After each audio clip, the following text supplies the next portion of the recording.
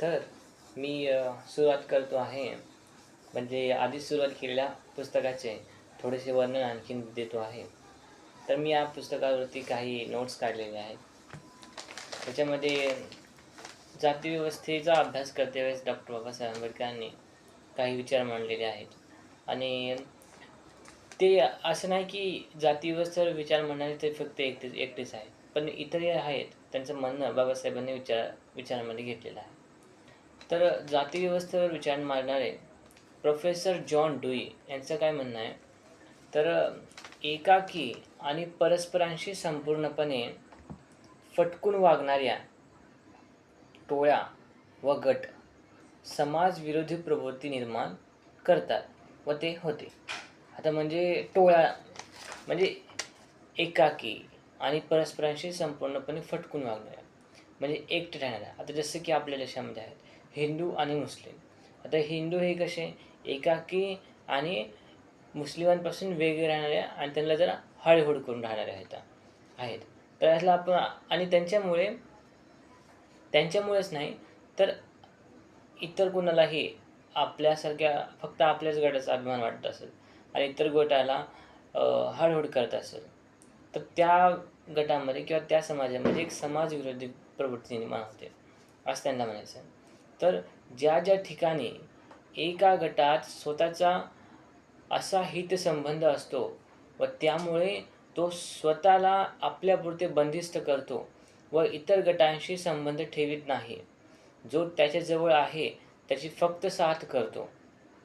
स्वतःची पुनर्रचना व प्रगती व्यापक संबंधातून निर्माण करीत नाही. अशा गटात समाजविरोधी भावना निर्माण होते. अशा प्रकारे सर्वांपासून फटकून राहणारी राष्ट्रे असू शकतात. तसेच आपला इतर व्यापक जगाशी संबंध नाही अशा प्रकारे स्वतःत गुरफटत केलेली कुटुंबेही असतात. घर आणि समाज यांच्यापासून माणसाला तोडणाऱ्या शाळा, श्रीमंत आणि गरीब, अशिक्षित आणि असुरक्षित अशी विभागणीही असते. आता हे सगळं काही आपण पाहतो आहेत आज. तर सारांश काय या गोष्टीचा, अशा विभक्तपणाच्या भावनेतून एक प्रकारचा ताठपणा आणि जीवनाची पोलादी चौकट निर्माण होते व असा गट स्थितिशील आणि स्वार्थी बनतो. तर मग कोणत्याही समाजात गट आहेत म्हणून त्याचा धिक्कार करणे योग्य नाही असे बाबासाहेब म्हणतात. जर समाजातील गट पूर्णपणे विभक्त, परस्परांशी फटकून वागणारे आणि स्वतःच्याच जीवनात गुरफटलेले असतील तर त्यांचा धिक्कार केला पाहिजे. कारण अशा एकाकी गटातून समाजविरोधी भावना निर्माण होते आणि परस्पर सहकार्यातून ध्येय साधणे अशक्य बनते. ब्राह्मणशाहीने वर्गाचे हे संपूर्ण विभक्तीकरण केले. त्यांनी आंतरजातीय विवाहांना आणि सहभोजनांना 4 वर्गात बंदी करून ते साध्य केले. अनुलोम आणि प्रतिलोम हे सर्व भेद ब्राह्मणशाहीने निर्माण केले आहेत. तर प्रोफेसर काने हे ब्राह्मणशाहीने दिलेल्या ह्याच्यावरती विचारांवरती काय म्हणतात, तर हे ब्राह्मणशाहीने प्रतिलोम विवाहांना म्हणजेच कोणता, तर उच्च वर्णातील स्त्री आणि कनिष्ठ वर्णातील पुरुष यांच्या विवाहावर बंदी केली.